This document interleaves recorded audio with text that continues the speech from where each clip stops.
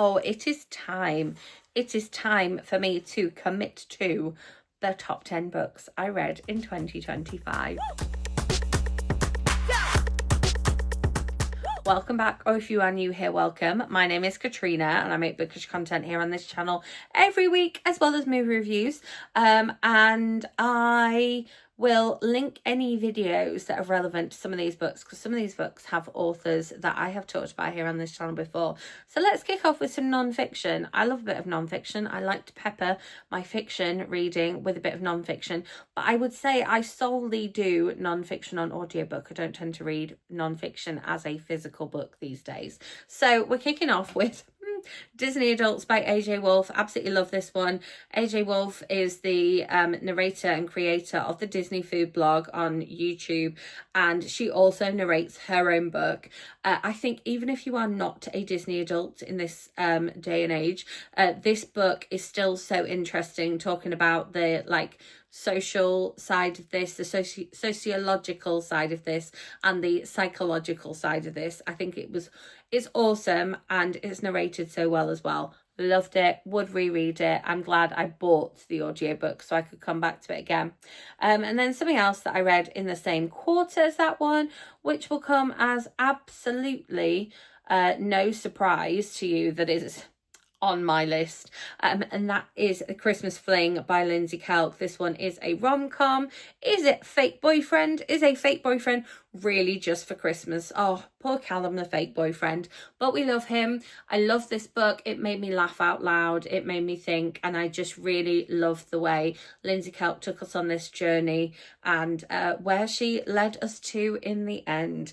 No spoilers here. Adult rom-com there. Speaking of adult rom-coms from authors who are most definitely auto-buy authors for me. I'm just looking for it. I've got it here. Here we go. Again, I could find you the physical book of that, but it's over here somewhere. This is Swept Away by Beth O'Leary. Again, tagline for this one sells the book completely. Lost at sea with your one night stand. But this book is so much more than that. It had me on the edge of my seat. I thought it was amazing. I listened to this one on audio, but I do have the physical book because I went to a book event with her, and she signed it and it was amazing. So I will leave that linked up above. Then back to non-fiction. We listened to Welcome to Pawnee, Stories of Friendship, Waffles and Parks and Recreation by Jim O'Hare. Jim O'Hare obviously plays Gary Gergich on Parks and Recreation, and we listened to this book and then immediately rewatched the entirety of Parks and Recreation. It's narrated by him, but he does have other people come in and guest do a couple of bits for him, and he also kind of writes to people or communicates with people and tells you what they said about particular situations or particular episodes, and he talks about it from his auditioning and getting hired process right the way through to the end, right the way through to where he is now. And I think it's also based on a podcast that he has. But there's a quote from Amy Poehler on the front, which is very funny. It says, "Welcome to Pawnee is funny and straight from the heart. Took me back to the absolute joy it was to make the show with people like our dear Jim O'Hare. Jim did a great job of not jerrying this book." I think that's so funny. So, non-fiction, fiction, non-fiction. Back to a little bit of fiction again. I've mentioned this before, but I don't know why it took me so long to read this book, because I picked it up the start of October half term, and for some reason I didn't finish it until the Christmas holidays. But that shows just how much this book can be picked up and put down. It's seasonal. It's Millie Johnson. Obviously, it's Let the Bells Ring Out. This one is Polar Express meets It's a Wonderful Life meets the wonderfulness that is her having kind of a group of people come together who don't know each other but are all required for each other. Every single person needs one of the other people there, just to help them in a situation. And I really, really love that. And the idea of being stuck on this luxury train in the middle of the countryside at Christmas, oh my goodness, absolutely fantastic. And you'll be pleased to know that Radio Brian from Millie Johnson's more recent Christmas novel, the most recent one before that one, features as well, which I absolutely loved. Then we have one which I have a book versus movie either about to be posted or has just been posted.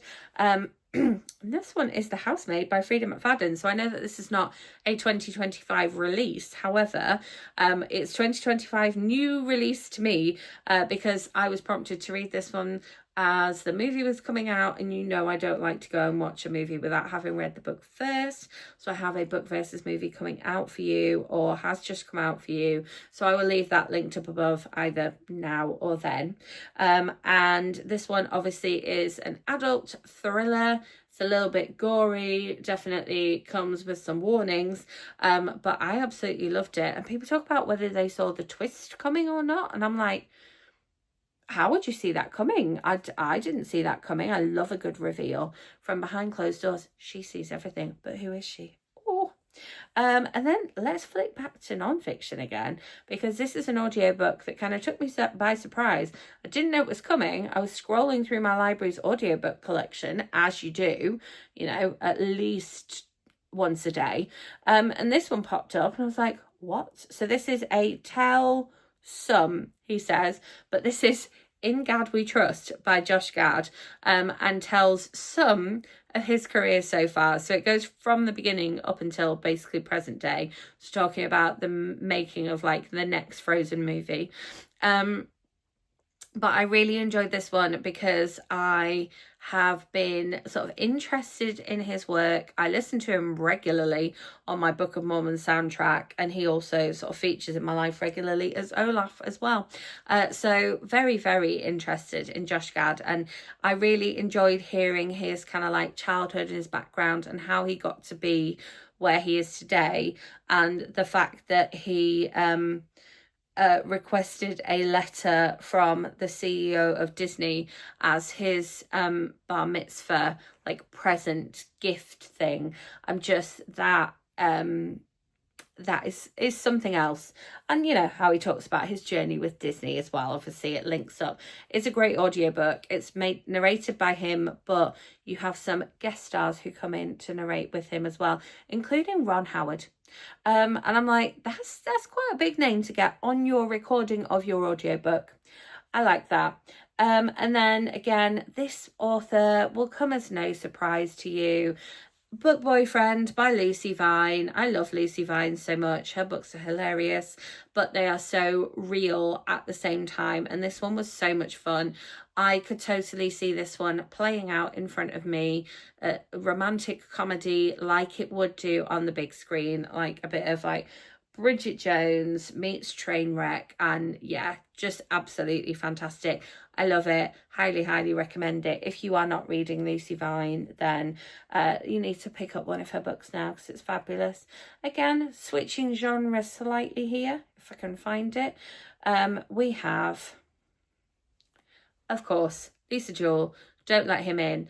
I will be, you know, I do try and be slightly less predictable with my authors that I'm popping up here on my top 10, but they're my favourite authors for a reason. And I like that there's such diversity in my author. Don't Let Him In, Lisa Jewell. I mean, even having finished the book, I'm still like, I don't know who to trust. I don't know who's telling the truth. I don't know who's real. And even talking about it now makes me more excited for Lisa Jewell's novel this year. I'm just so excited for it. And then finally ending again, I'm really sorry. Well, no, I'm not sorry. With another author of mine who I am a big fan of. The subtitle of this one is Cozy Evenings, Crisp Days, and Love on the Horizon. I mean, I just adore all of the colours in this one, down to the fact that the sky is like teal and not blue. It's all wrapped up by Heidi Swain. An autumn novel from her. We've had summer, we've had Christmas, now we've got autumn. We're going to need some sort of like May Day, Easter theme coming in 2027, I feel like. This one was just so sweet, and I'm not a dog person, and she often does include like dogs and cats in her novel, but oh, I love the dog in this one so much. It was so sweet. So sweet. And I loved the idea that somebody had an online presence in there as well. And I think that the online presence in this one was done really, really well. Heidi Swain, when she's writing about somebody who has a profession, she does research them well, because I know she's written about teachers before, and I know she used to work in a school and be a teaching assistant, and so that's why she does it well. But she doesn't have these teachers like doing all sorts of things after school, and I like that. And the person who has an online presence in here, she really does think about like how they're going to be and what they're going to do. So I appreciate that, Heidi Swain. As always, thank you so much for watching. If you enjoyed this video, give it a thumbs up. Make sure you subscribe and hit that notification bell if you haven't already done so. And I will see you with my other video coming very soon. Woo!